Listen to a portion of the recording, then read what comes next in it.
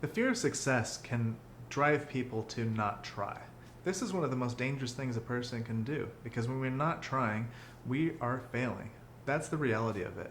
I don't want to guilt anybody, but we always have to continuously striving to improve ourselves, striving to improve our world, striving to improve our situation. Unfortunately, some people know that they're going to be successful at this. They know that what they have to offer is good, and that scares them. Oftentimes this can result from a fear that they suddenly will have to be a responsible person. They'll have to grow up. They'll have to face with reality. They'll have to start acting like a responsible member of society. But there's nothing wrong with that.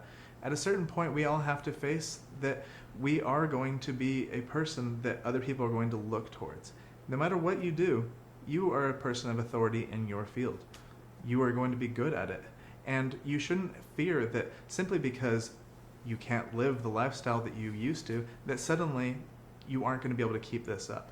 You will get used to this new momentum. You will get used to this new success. Your standards for yourself will raise. Your standards for your employment will raise. Your standards for possibly even your associates will raise.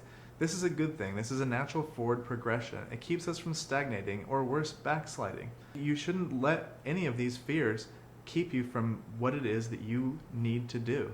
It's true. I went through the fear of success myself with my very first publishing contract when I had a deadline to write the book. And all of a sudden I found myself distracted with everything else but writing. Suddenly my housework became an number one priority, and I didn't want to do anything having to do with writing. There was this magical thinking I was going through that somehow like elves were going to write the book for me while I was sleeping.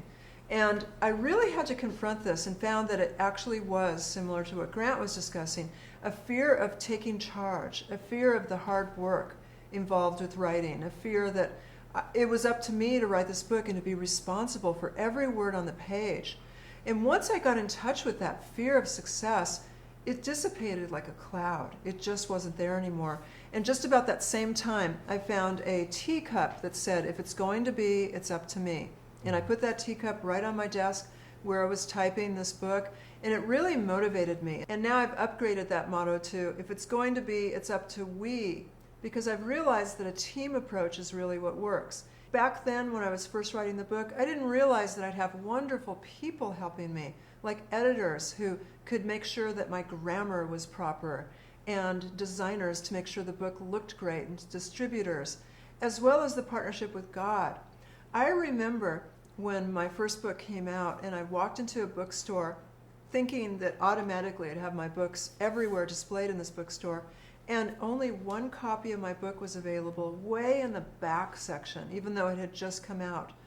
And I was so upset by this, and I went home and I had a conversation with God, and I was mad. I said, I know that I was divinely guided to write this book, and here I went to all this trouble. I wrote the book, and it's published, and how come it's not everywhere? And what I got as an answer surprised me, and it was one reason I knew it was divine guidance. The answer I got was a vision, because that's how I get my guidance primarily, of me giving talks about the book at the local library, community center, and renting that community center. And I was like this with that thought and that vision. I don't want that. I just want you to put this book in the front of the store, God. And then the answer was the same. You have to go out and give talks about it. And I was, no, I don't want that answer. That was my fear of success. It was a fear of putting myself out there. It was a fear of being a public figure. Because as a writer, you have to be an introvert in order to sit there in front of the computer and write 300 pages. I mean, that takes a lot of introversion. But then God was telling me that suddenly I have to be an extrovert, and I have to go out and I have to talk about the book. And I just shut down at that point because I had this fear of being a public figure. What might people say? Am I good enough? All these fears, how can I handle the unknown? But what I learned with the fear of success is one step at a time, one little baby step at a time. And it's a good thing that I learned that, because the path that I ultimately went on as a writer had me doing things like, I remember the first time I was sent to go on a TV talk show in New York City, in Manhattan. And I flew all by myself, and I landed at 12 midnight, and I'd never been outside of my town before, and here I was in Manhattan, midnight, and and my instructions were to get into a New York City taxi cab and go to this hotel that I had the address of.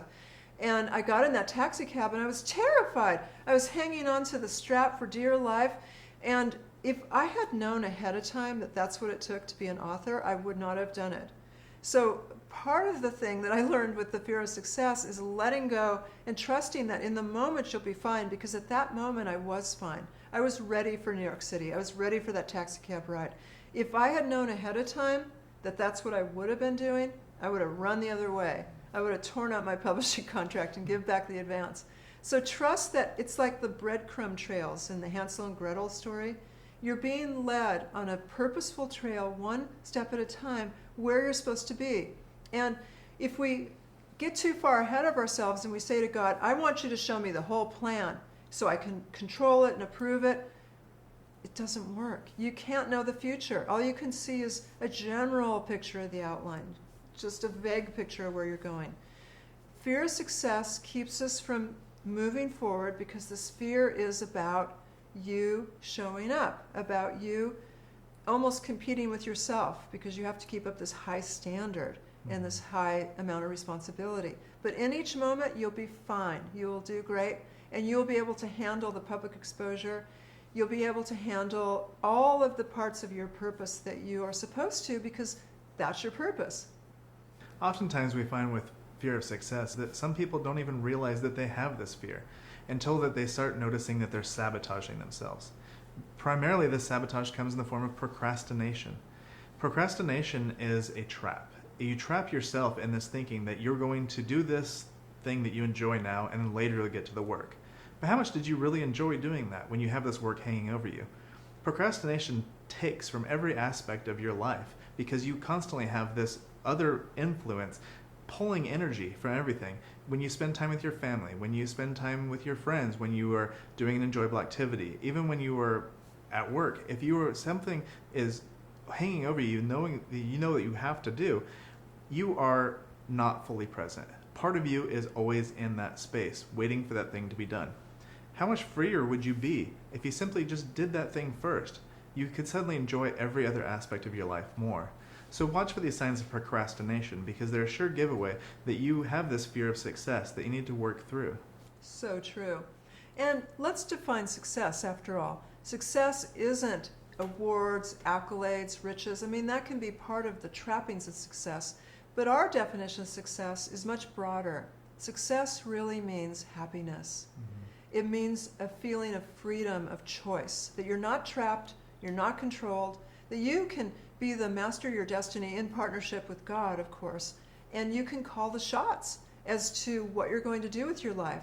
Success means that you have the ability to take all of the beautiful talents that you have and polish them and practice them and then use them as a gift that you give to us all, to the world. That's success. That really is the definition we're talking about, and that's nothing to be afraid of. When we're talking about success, we're talking about being yourself, about being the you that God created. It's the real you, not some you that we put up masks to hide ourselves, or we're pretending because we're afraid if people saw the real us that they wouldn't like us. Success means you drop your guard, you be your wonderful, quirky, amazing, weird, wonderful self, and that you have people around who understand you and who love you and appreciate you. And most of all, you understand, love, and appreciate yourself. So be successful. There's nothing to fear.